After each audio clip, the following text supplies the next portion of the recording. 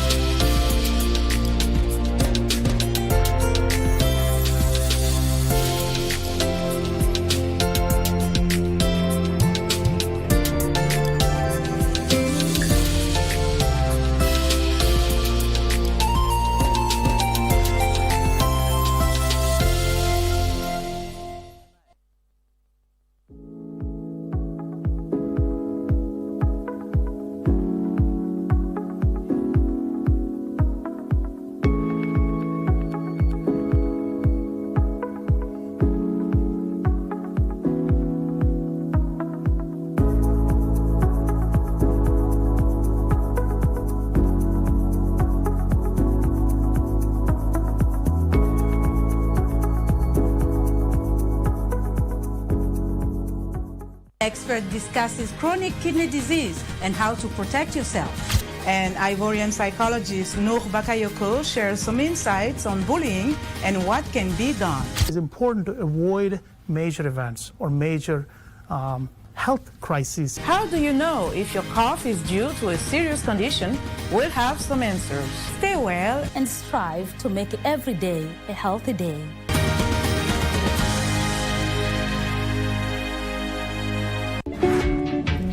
Nakuuliza, wewe wakati ulikucha hapo ulipata ni nani amekongwa? Wewe ukisema nilipeni niende. Na sasa nikikongwa pilipili ambaye inakuchoma inakuhusu nani? Hiyo parapara wewe uko unaiona vizuri na ndio sababu uko na macho ine. Na ndio ukatoka kwa kando kunikonga na nilikuwa kwa pedestrian. Makosa ulifanya. Ni kujigongeza kwa futi mblinji. Ati kwa sababu umeona jamani masini alafu iko spindi. Ukajigongeza na unajuanga tu jamani masini vile siko. Wewe ni mjinga wa wapi? Si ungeenda mahali kuko express. Sasa mimi na wewe nani mjinga? Ni wewe.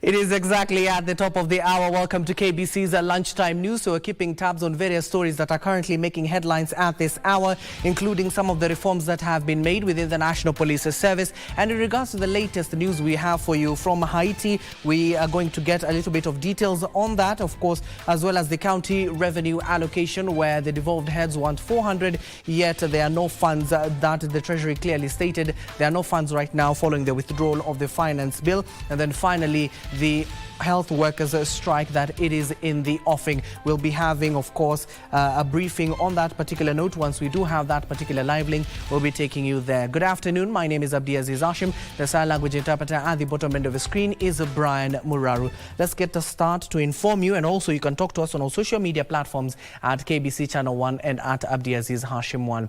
We start off in Nakuru County, where members of the Isahakia community in Naivasha are crying foul after armed police demolished their homes and evicted them from a disputed parcel of land despite a pending court case.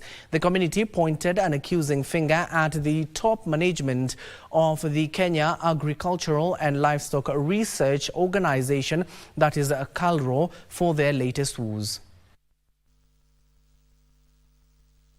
We'll be preparing that story for you, but in other news, the stakeholders from government and civil society have expressed frustrations over the slow uptake of digital technology by youths to enhance their economic welfare. ICT and Digital Economy Center Manager Nicholas Akosi highlighted high unemployment rates despite the training of over 2,000 youths through the Ajira digital platform. The stakeholders pointed to barriers such as inadequate internet and funding in rural areas. They are now encouraging the youth to seek credit facilities, noting that the fund is prepared to assist with international job opportunities by covering travel expenses, including visas and airfare.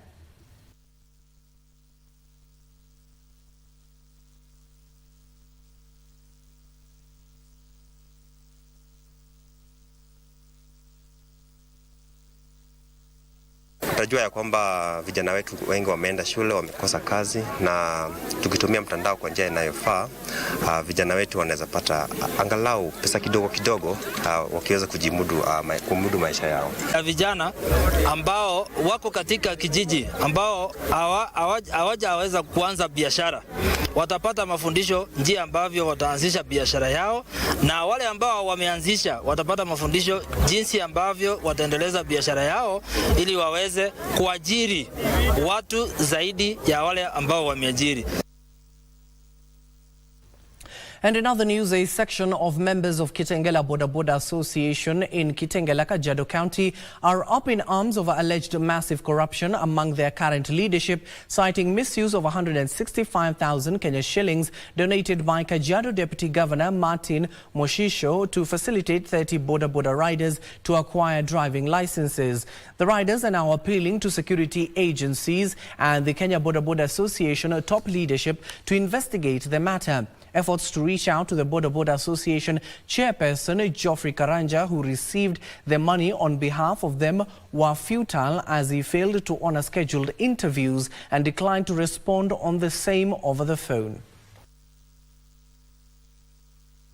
Kwa sababu ya kushikwa na makarao ama mapolisi, Deputy Governor aliamua hiyo aikomeshe kwa kufundisha watu.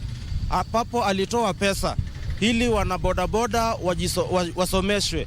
Kuna wanabodaboda 30 ambao walibahatika na hiyo pesa ambao mheshimiwa alitoa. Kufikia hadi wa leo hakuna mwanabodaboda hata mmoja ambaye ameenda shule. Wanabodaboda walikuwa waende shule watu 30, na mheshimiwa ambaye Deputy Governor alituma pesa 165,000 kwa kila mtu, alikuwa anaribiwa 5,500. Lakini hiyo pesa ilipotea. Mimi nilikuwa nimejitayarisha kwenda shule, na hiyo ni dhuluma kwa watu bodaboda pamoja na mimi, sababu watu hujaenda shule na bado tunahangaishwa kwa barabara sababu ya driving license, ambayo ni haki ya mtu bodaboda kupata driving license, na pesa ilitolewa.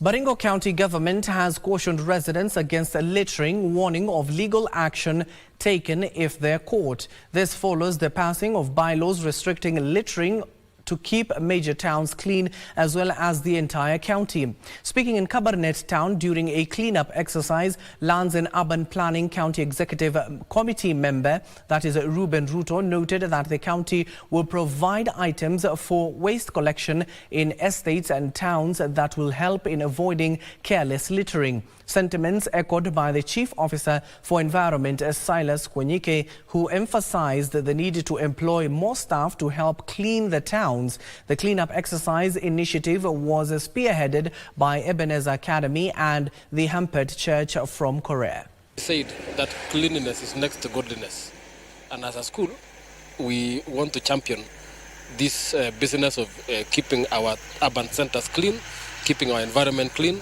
because in so doing we will enjoy living in this beautiful county, Baringo. Package your waste, bring it in a bag and put it in the receptacle in a very gentleman and respectable manner. We are going to be prosecuting those who will breach that law, those who will be throwing them, because the bylaws for Baringo Kabaneta are ready and approved by the assembly, and we'll start applying them. We even planning, we working with our partners to ensure that we improve on our facilities, just like you've seen here, and even have staff who can even manage these facilities, staff who can collect these waste on a daily basis.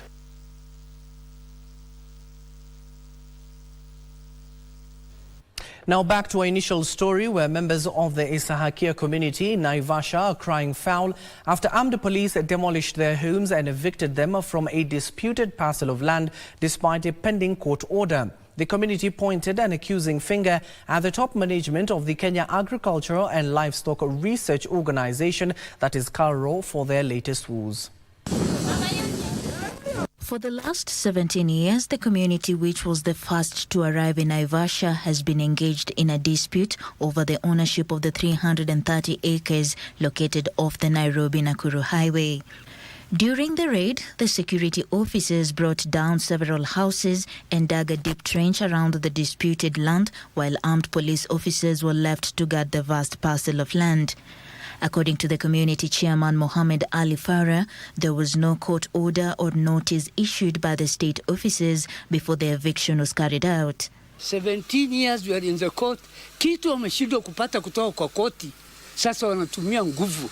Wanaungana na maidara ingine kuleta askari 200. Kwa mama tu wanalimaga pale.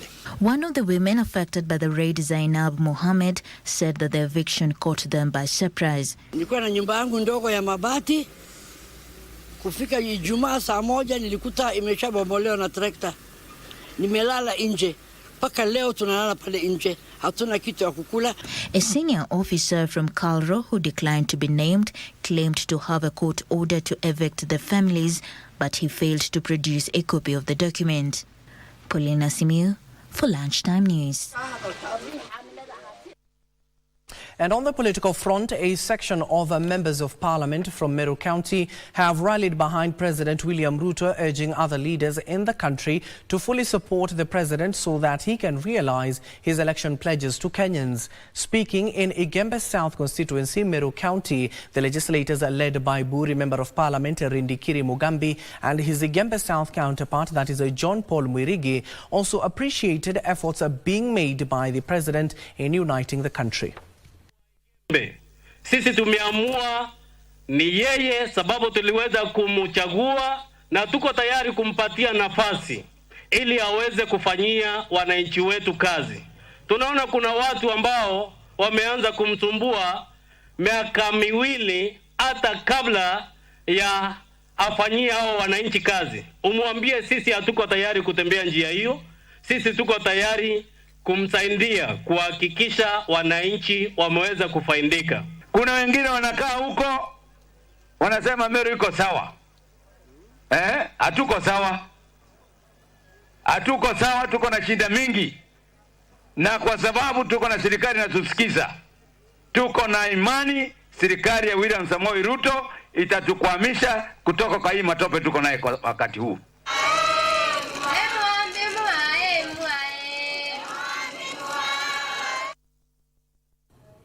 Still within the confines of Meru County, environmentalists are pushing for the adoption of the methods to recycle, reuse and reduce wastage. Now, the group says that the waste management methods have proven to be effective and are environmental friendly.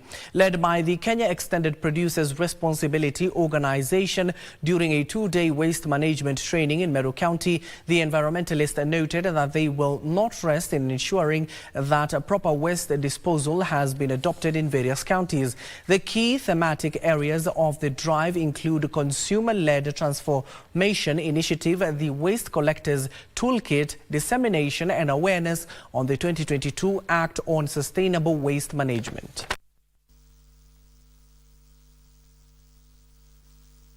Waste management ni kitu ambacho ni muhimu kila mmoja wetu akuwe na kuchukua usukani na kuhakikisha kwamba wamehakikisha ile taka ambavyo wanavyo tupa taka, wanavyo zoa taka kutoka kwa manyumba, inahakikisha ina managewa kwa jinsi inavyofaa. Learned so much concerning the waste management, how to handle waste, how to sort waste, and what we need to do as a whole, as a community in regard to waste management. Hiyo waste ambaye ni ya soko pale organic haifai kwenda dumping site. Hiyo ni taka ambaye inafaa kuwekwa mahali, kama ni county watupe kiwanja ambaye kuna viwanja ambazo hasitumiki, tuwe tunatumia kuconvert hiyo organic to fertilizer.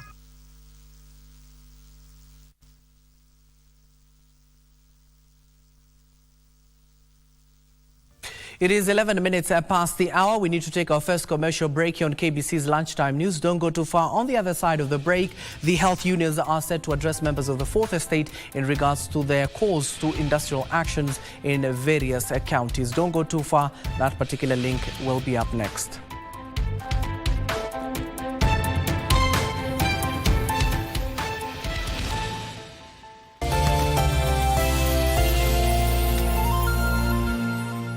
Siku zinasonga sambamba na matukio yanavyojiri. Kuyajua hayo, mbali na hamasa zilizopo kwengineko, shirika la utangazaji KBC limejitolea kuhakikisha ubora wa matangazo yasiyo na chuku.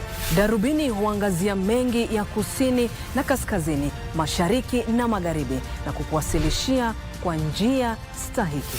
Ufasaha, usawa, uketo, pasipo kuegemea upande wowote. Iwapo hutaki shaka kwa unachoarifiwa, Darubini itakidhi mahitaji yako. Jina langu ni Nancy Onyancha. Na mimi ni Harith Salim. Jina langu ni Gladys Mungai. Mimi ni Ahmed Jumabalo. Nami ni Sarafina Robi. KBC, angazo la Wakenya.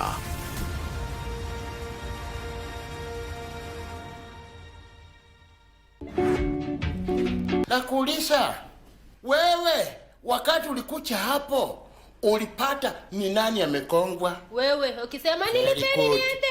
Na sasa nikikongwa, pilipili ambaye inakuchoma inakuhusu nani? Hiyo parapara wewe uko unaiona vizuri, na ndio sababu uko na macho ine. Na ndio ukatoka kwa kando kunikonga, na nilikuwa kwa pedestrian. Makosa ulifanya ni kujigongeza kwa futi mblinji. Ati kwa sababu umeona jamani masini alafu iko spindi, ukajigongeza na unajuanga tu jamani masini vile siko. Wewe ni mjinga wa wapi? Si ungeenda mahali kuko express. Sasa mimi na wewe nani mjinga? Ni wewe. Have you ever asked yourself, what is skating? Skating is both an outdoor and an indoor activity. Most people do this skating activity for their leisure. I have chosen one of my best books from within the library. It is called Little Lost Puppy. Oh, and you can see the beautiful puppy over here. He does look a bit lost. Drab locks, drab lily. Drab locks, drab lily.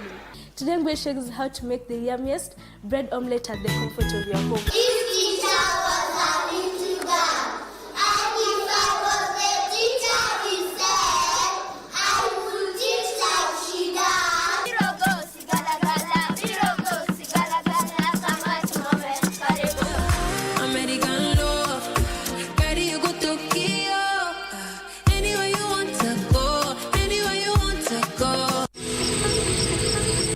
Wiki hii kwenye Mkulima tutakuza ndizi. Walianza kutupatia mbegu kama 10-20. Basi tulipopanda zile, basi tukaona hizo zina manufaa zaidi kuliko zile zetu za mwanzoni. Kisha tujifunze kuhusu mafuta ya nazi. Mafuta yetu ni meupe kabisa, kwa sababu ni ya kunywa na ni ya kupikia. Alafu tuelekee Ganze, tukuze makonge. Kilimo cha mkonge kilinipatia ajira mimi na kimenifundishia watoto na wale ambao wako karibu na mimi wanakula hiyo kilimo ya makonge. Ungana nasi Jumamosi saa 10:30 hapa KBC Channel 1. What are you guys talking about? Or you heard the new rumor I bought a new car? Atito, please give us a break. You're talking about this car like forever. Doesn't it even get old? Maya, the dog house, we did not see any kettle. A dog house is called a kennel. Oh. I think it's very much Maalim. So we noticed the kennel. Kennel. Malima was just been wondering what is the difference between petrol and moutata. Sorry? Moutata. You are too angry, sir. You should watch yourself lest you get an ulcers of the stomach or even worse. I never heard the music so sweet. I repeat. Well, go on, me brethren, big things are going. Remember, each and every Monday we have to shell down the place with nothing but the best of smooth reggae vibes in your favorite station. You know these things, man. Alafu kila Tuesday, kata simu tupo side, giving you Kenyan music from the 254. And of course, you can spice up your Wednesday by enjoying blazing hot hip-hop and R&B jams. We don't got no label. She said she want bottles. Vibes and vibes as we go all across Africa, Kenya, Nigeria, Ghana, all the way to Tanzania to give you nothing but the best on Afro Thursday. Make sure you make a date with us each and every single Friday with me, DJ_Liza Diva, DJ Cold, and me, Wanjiko. This is Club One Extra. Unanifanya nisikie kunongwa Hadija ai Mani especially ukisonga.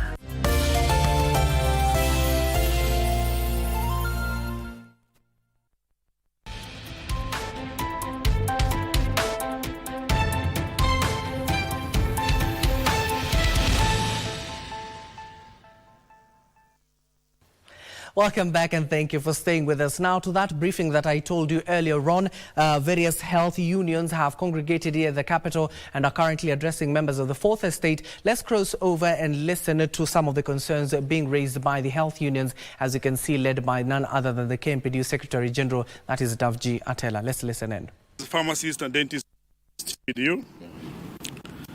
there's Kenya Union of Clinical Officers, the Kenya nurses and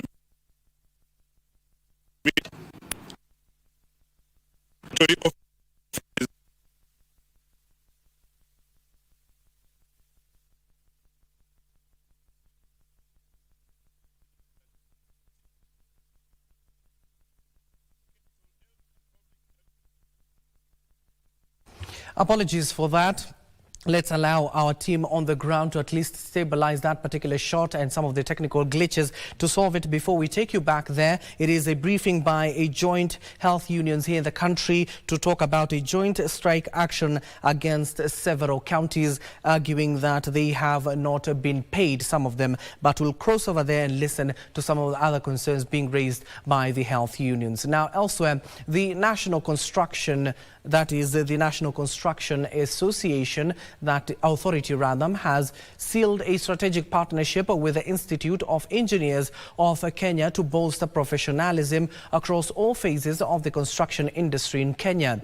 The collaboration aims at improving standards within the construction sector, which has been plagued by incidents of collapsing buildings. In a joint press briefing, NCM Executive Director, that is Engineer Maurice Ketch, and the IEK President Engineer Shama Kiteme noted that the partnership will integrate engineering expertise at various stages of the constructions by actively involving engineers and other stakeholders in a bid to mitigate the underlying issues contributing to unsafe construction practices. We've discussed areas where we can work together for the betterment of the industry in terms of quality, in terms of safety, and in terms of continual improvement. Among those areas is areas of capacity building of the construction industry.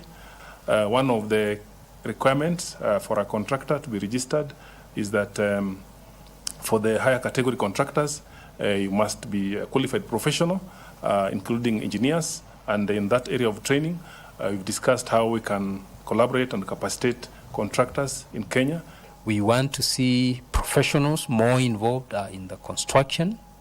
We want to see all the categories of contractors engaging professional engineers, consulting engineers, because we believe that the rollout of the Building Code 2024 will require professionals to be involved, because the Building Code creates obligations that have to be complied with.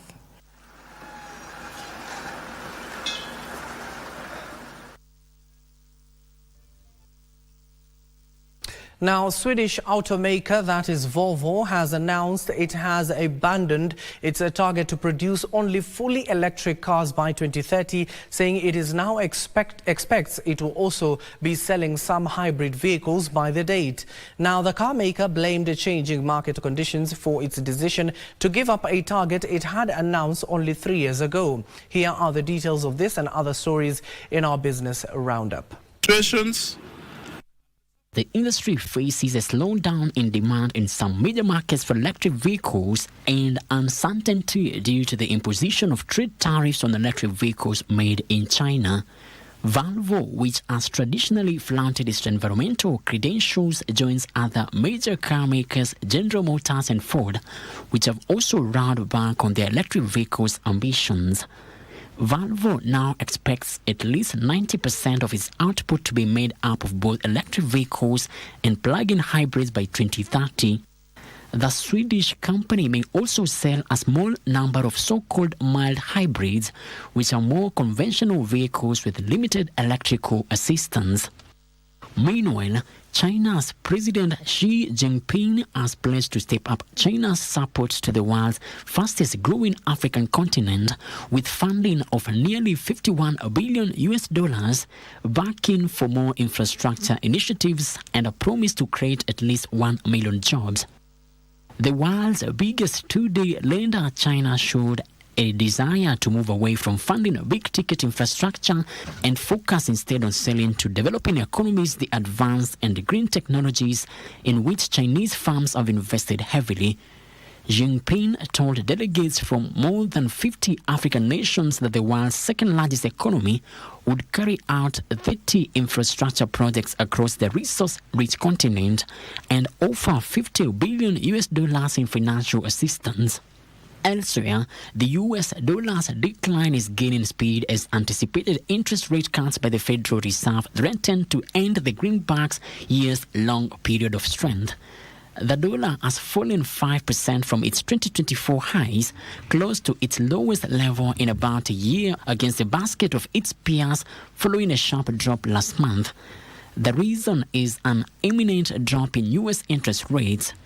For years, a robust U.S. economy and persistent inflation kept rates far above those of other developed countries, making dollar-based assets more attractive and keeping it elevated even after the currency hit a two-decade high in 2022.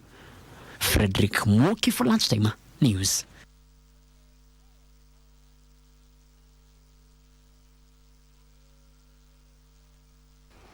Now, of course, we are keeping an eye on a developing story where the members of the health union are currently addressing members of the Fourth Estate. As I told you earlier on, we are trying to stabilize that particular link so that we can bring it to you. The health unions had congregated here in the capital to discuss the possibility of going on a strike in various devolved units owing to payment arrears. Once we do get that particular link, we will take you there. Elsewhere, still on the health front, the World Health Organization has declared the infectious Mpox disease a public health emergency of international concern. The disease, formerly known as monkeypox, spiked rapidly across Central and East Africa, Kenya included, since the start of an initial outbreak in the Democratic Republic of Congo. Mariambo brings us a comprehensive report on this disease that has so far claimed over 500 lives in DRC.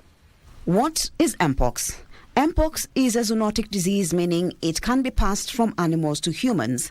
It was first identified in 1958 in lab monkeys in Denmark. Contrary to perception, monkeys aren't the main carriers of the virus. That's also part of the reason why the name was changed, because it's not only monkeys that we call them reservoirs. So it will find it in rodents, particularly the rats, sometimes in a few rabbits here and there. There are animals called hares. The first known case in humans was identified in 1970 in the Democratic Republic of Congo and now in parts of Central and West Africa, where it is endemic. There are two strains of the Mpox virus. The one currently spreading is linked to the more deadly strain found in the Democratic Republic of Congo. There is also the West African strain, which is less severe. Just to make it simple, clade 1B and clade 2B are human-to-human transmission. Then clade 1A and clade 2A still maintains animal-to-human transmission. But in terms of mortality, clade 1 as a whole is quite deadly. And then clade 2 also, as a whole, is much more milder. But the difference is just in terms of transmission. Since January 2024 to August 2024, a total of 18 countries have reported cases of Mpox. That is Kenya, 3 cases, Uganda, 4, Rwanda, 2, Burundi, 8, Cameroon, 35 with 2 deaths, South Africa, 22 and 3 deaths. In Asia, Pakistan, Philippines and Thailand have all recorded 1 case each. In Europe, only Sweden has recorded a single case of Mpox. The highest number of clade 1B is in the Democratic Republic of Congo with 15,600 cases and 537 deaths, especially among children below 15 years, according to the World Health Organization. Although Mpox can be transmitted from animals to humans, what is happening this time around is that it is being driven largely by human-to-human transmission. So how does Mpox spread between humans? In 2022, there was now this massive outbreak that happened in most of the European countries. And on further epidemiological investigation, it was actually found to be through sexual transmission, particularly amongst the gay community, the men who have sex with men, and then also within heterosexual networks, basically. So even man to woman. But now, over time, as the mutations kept going, there are other modes of transmission that are now being seen. So things like, skin-to-skin contact with someone who's been infected, close contact with droplets, behavior such as kissing, and then also in pregnancy, a woman who is infected can easily transmit through placental transmission to the unborn fetus. Mpox is not only sexually transmitted. You can get it indirectly by sharing infected clothes such as bedsheets or towels. It can also be transmitted through respiratory droplets from an infected person coughs or sneezes. If you get it, some of the first symptoms will present like the flu, body aches, fever, coughs, and then some rash on the body that form blisters. People with strong immunity recover from Mpox on their own in 2 to 4 weeks, but it can be serious for those with weak immunity or immunosuppressed people. For example, God forbid if you got it and you have a good immune system, chances are you would get your fevers and you probably may not even get those skin lesions. Or if you get them, it may be those flat ones and then almost disappear. But for people, for example, children or people who have conditions that depress the immune system, they might actually go the whole way until they get, the swellings and all that, and get very, very sick.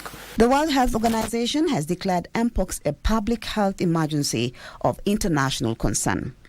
The Ministry of Health Principal Secretary for Public Health, that is Meru, has urged Kenyans to take personal responsibility to protect themselves and their families. Mpox is highly infectious when the infected person is showing signs of rashes, and the rashes are visible. However, as at now, we are taking personal precaution as we await WHO's recommendations and guidelines on how to go around everything else. There is still no known treatment for Mpox, but a vaccine developed to fight smallpox can be effective since Mpox is from the same family of viruses with smallpox. If you suspect you have Mpox or someone you know, the emergency numbers to call are 0729 471414 or 0732 353535. Notification of suspected cases can also be reported by calling 719. Mariambo reporting for KBC. Well, of course, thank you, Mariambo, for bringing us up to speed on what Mpox is truly. But as per now, we can tell you the Kenya Medical Practitioners, Dentists and Farmers Union and other unions who have congregated here in the capital to discuss the fate of the health sector are clearly stating that they will down their tools if some of their demands are not met, and some of the demands they have brought forth is in regards to delayed salaries in various counties. And in over 40 counties, they claim that the doctors and other health workers do not have medical covers, so that is their other demands. Statutory deduction have not also been remitted. That as being led by Dr. Abdiaziz, who is the KMPDU Secretary General, and of course it is a story that we're keeping an eye on. But elsewhere, rampant dissolution of youth groups is being blamed for the low uptake of the Uwezo Fund facility among the youth. Uwezo Fund board chairperson Anne Juguna says over 7 billion shillings has been disbursed to at least 1 million beneficiaries since the fund's inception, but the uptake among the youth remains relatively low. She is now urging young Kenyans to form to benefit from the facility, noting it is capable of addressing the youth unemployment menace through self-employment. Now, the fund's chief executive officer Peter added that the fund's management is working on policies to enhance capacity building and sensitization, especially among the youth, in order to make the most of the facility.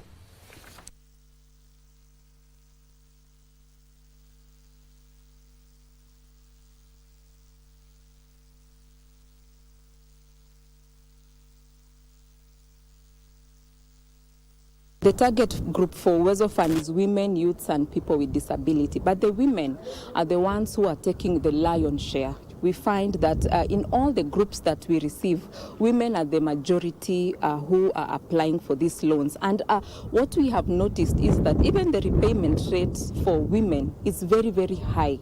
So it is encouraging, and we're encouraging the women in the groups to apply for this fund because it is a fund that is making an impact. Our message to the youths is that this fund is there. This is a government initiative. This fund is there. We do not want you to sit and say, oh, hakuna kazi, or the economy is harsh. You can start your own business. You can start small, you grow that business, you are able to provide for yourself, you are able to provide even employment for other people. Youth is a very tricky constituency because it's a transition period. This is where youth, wherever they get an opportunity, they leave their groups and get another alternative way of life. But we are encouraging them to continue their groups, not to leave it behind. Those who have succeeded by getting jobs, to continue building on their colleagues. Our message really is to encourage them that they need to come together and trust one another. What has brought us together is trust. We have trusted one another, not only as members of the group, but as friends and as sisters. And that has kept us going for 26 solid years.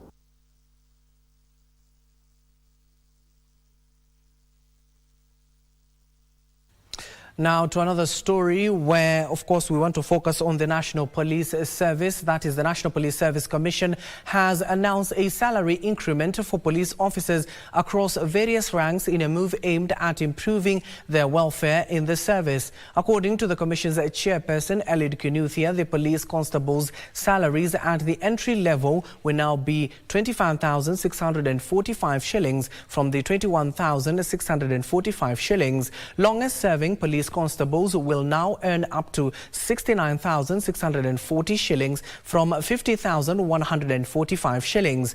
The Commission additionally assured police officers deployed to Haiti of its commitment to improving their working conditions amidst concerns over delayed salary payments for the officers. Commission has reviewed and increased the salary of police constable from a basic salary per month at entry. At entry, we mean a fresh constable who have just left college. From Kenya shilling 21,645 to 25,645. Constable will earn a minimum monthly gross salary. This is gross, including all allowances, of Kenya shilling 50,145 up to a maximum of Kenya shilling 69,640. Inspector General of National Police Service, Mr. Gilbert Masengeri, was asked by this commission to peruse the files of officers and identify those aged 53 to 59 years without any disciplinary faults and recommend them for promotion on merit.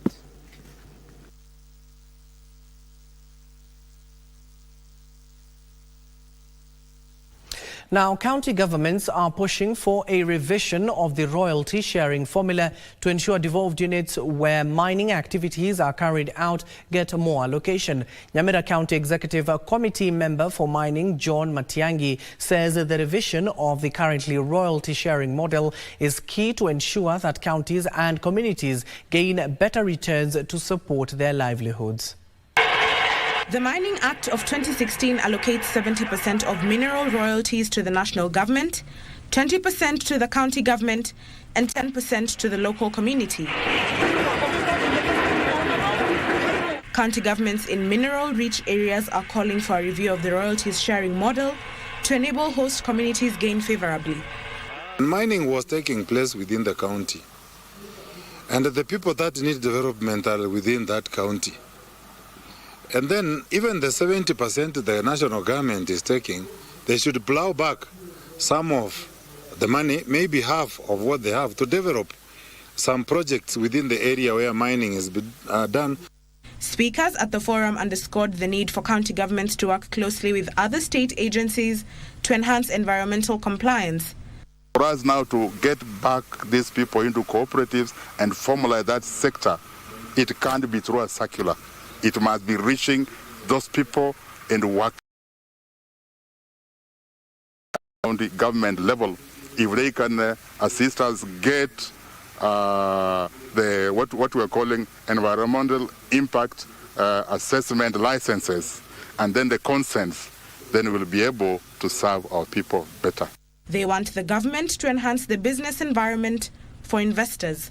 We had convened a sector forum on mining, which is an intergovernmental forum, to be able to have a conversation between the two levels of government, representatives of the county government and the national government. We shall be able to identify the gaps in mining sector, whether they are laws, whether they are policies, whether they are duplication of roles, whether there is need to strengthen how the two levels of government collaborate and work together. Ndotamo Kami for Lunchtime News. The Kenya Tea Development Agency, KTDA, should shut down all loss-making subsidiaries to reduce the cost of production. Deputy President Rigathi Gachagua says that there is need to invest more resources on enhancing the quality of tea production in the country. The volumes of unsold tea at the Mombasa auction has reduced to 30 million kilos from a high of 100 million kilos last month. The government blames this on declining quality from some smallholder farmers. Deputy President Rigathi Gachagua says there's need for Kenya Tea Development Agency to reduce investments on loss-making subsidiaries and reinvest the resources on improving the quality of tea produced. Let us work towards a better bonus pay for our farmers. But most importantly, let us be men and women of integrity. The Deputy President says that the government will heighten surveillance on brokers and independent tea producers who present poor quality tea at the auction. So that we are orderly. Let us be people of the rule of law. Let us do things in an orderly manner so that this sector is stabilized. Tea quality enforcement is part of the government's strategy to increase farmers' earnings. Bonus ikikaribia, tukitembea town, tunaanza kuona sura ingine hatujazoea. Angalia, hii sura hii hapana hapa. Hii sura hapana hapa. Hii sura hapana hapa. Pesa ya mkulima ikifuatwa. So hii pesa hii mkulima inafuatwa na kila mtu. Sasa hii mkulima ataenda wapi?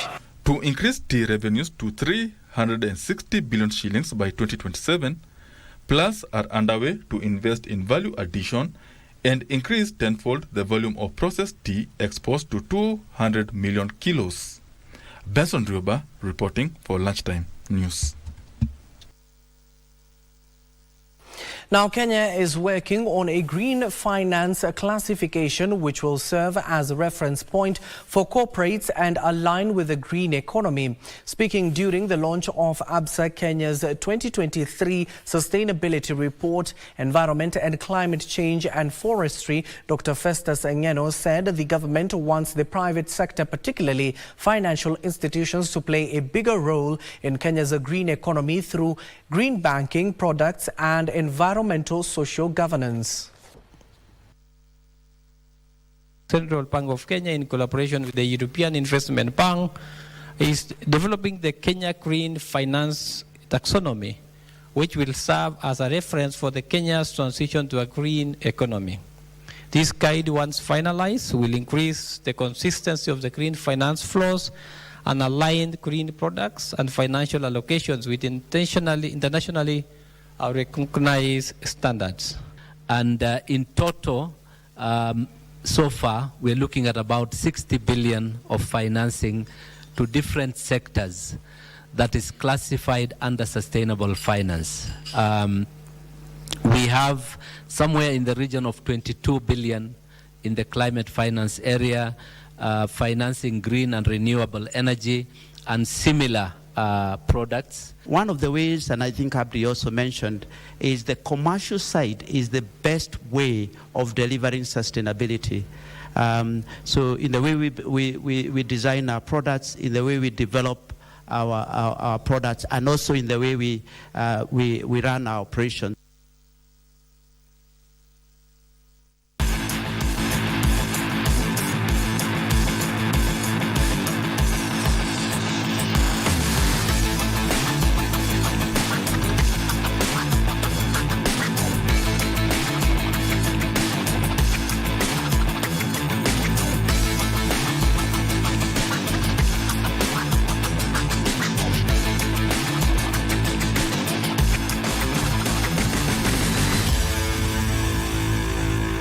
And now finally, let's get sporty. The Kenya national team from the just concluded World Athletics Under-20 Championship arrived back in the country early today morning from Lima, Peru. Kenya finished 5th overall with 7 medals, 3 gold, 3 silver and a bronze medal. The Kenya Under-20 athletics team safely returned home today morning from Peru, where they won 7 medals. Sarah Mora, Andrew Kipto Alamisi and Edmund Serem, who all bagged gold medals during the 5-day championship, said they are now shifting focus to senior events, with their main target being the Tokyo 2025 World Athletics Championship. I feel good kuwa captain for the first time, na pia mimi nimelead as an example, nimekuja na gold, niko na furaha. Na pia kitu naomba ni hii team yenye tumeenda wote Peru in Summer Olympics 2028. I pray tuingie wote ka team. Kufika next year hiyo itaka world champ, taka nikiwa sawa, mwili kikaa sawa, taka niingie hapo pia star. Haitaka mbaya. Kwanza niko na furaha sana, ilikuwa ya World Athletics na nilijaribu kupigania nchi yangu. Kenya won gold medals in the 800-meter women, 5,000-meter men and 3,000-meter steeplechase men. The silver medalists were Dennis Kipkoech in the 3,000 meters, Matthew Kosgei in the 3,000-meter steeplechase, and Marion Jepngetich in the 3,000 meters.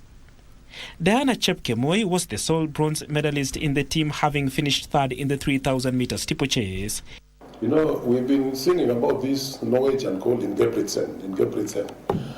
And I saw a new in Gebritsen who is your age. So atawasumbua sana kwa sababu you see he won. Na nyinyi ambao mko 1500 meters or 5000 and so on, you must go and beat him next time. But how do you do that? We have to work extra hard, and I think everybody has talked about this here.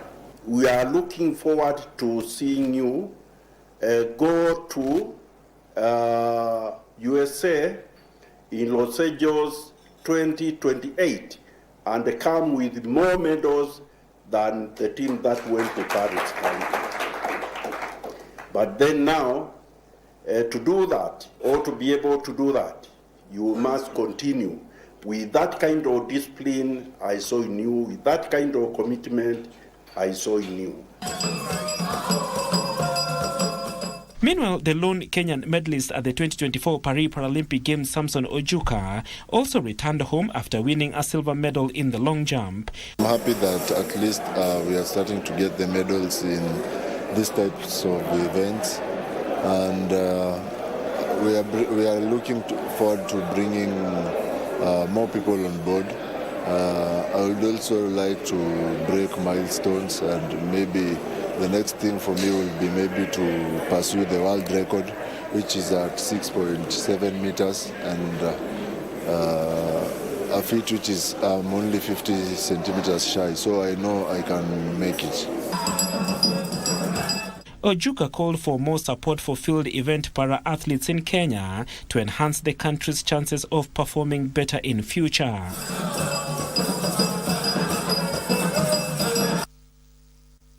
Well, congratulations are in order for Team Kenya, but the world athletics across the globe is mourning, and here is why. Now, Cabinet Secretary for Sports, that is Kipchumba Murkomen, says that the Kenyan government will do more to combat gender-based violence, especially among sportsmen and women, following the sudden death of Ugandan marathon runner Rebecca Cheptegei, who died after being set on fire by a former boyfriend. The 33-year-old athlete, who finished 44th in the marathon at the Paris Olympic Games, died last night at the Moi Teaching and Referral Hospital in Eldoret, where she had been admitted. Cheptegei died last night after all her organs failed, having sustained 80% burn injuries. The said boyfriend Dixon Marangach also sustained burn injuries during the attack and is admitted to the ICU with 30% burns. CS Murkomen says the government remains committed in supporting justice for Rebecca Cheptegei.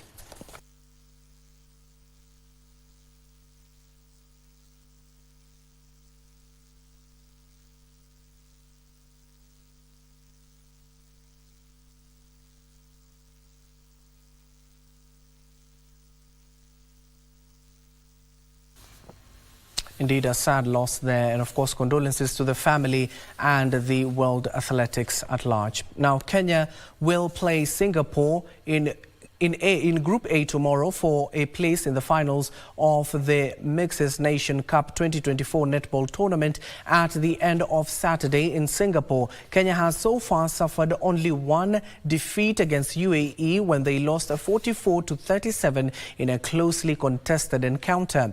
The Kenyan team had an easy time against Canada, thrashing their opponents 79-14, and also managed to scrap a 49-36 win over Singapore. Kenya produced another sterling performance against Ireland to win 64-31 and will now play Singapore in their fifth match of the 7-day tournament. At the moment, Kenya sits second on the table behind UAE and needs to win their fifth match to book a place in Saturday's final.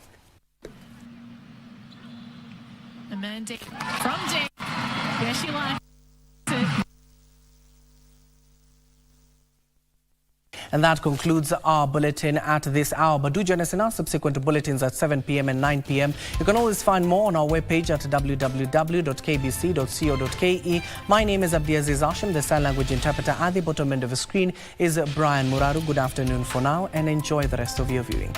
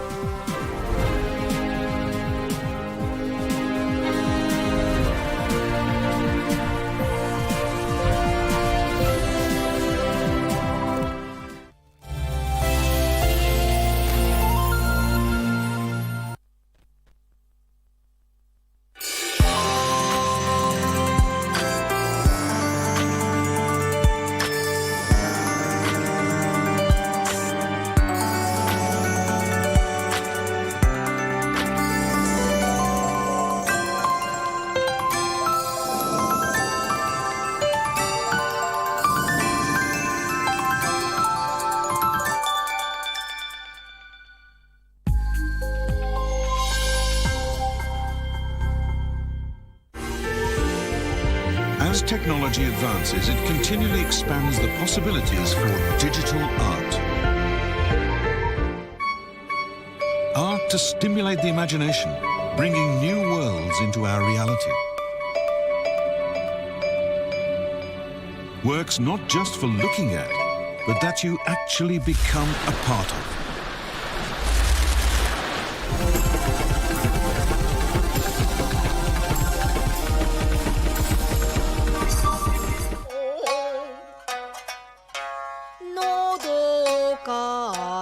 Japan has a vibrant digital art scene. Works like this, produced in collaboration with traditional arts, result in unique events that can only be experienced at specific sites.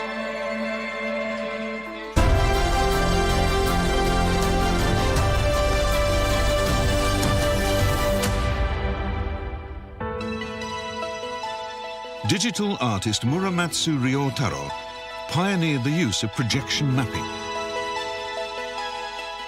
Muramatsu's work is internationally known, but this ongoing project is his first attempt to connect people around the world on an emotional level. He calls it the Dandelion Project. Dandelions propagate by releasing seed in small balls of fluff to be carried on the wind. Muramatsu placed dandelion objects around the world that transmit digital fluff to each other, blossoming into virtual flowers on arrival. Muramatsu hopes that these exchanges of digital flowers will connect people everywhere in their desire for peace. We live in an era of increasing social fragmentation. People are divided by their words, each insisting that only they are right. But words can have many interpretations, and this leads to conflict. My project relies on actions, not words, connecting people with digital seeds that blossom into flowers, symbol of peace. This event was held in Kyoto.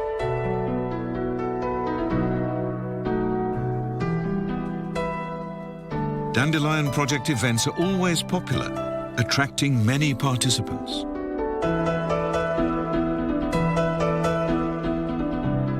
From their smartphones, they sent digital fluff bearing a prayer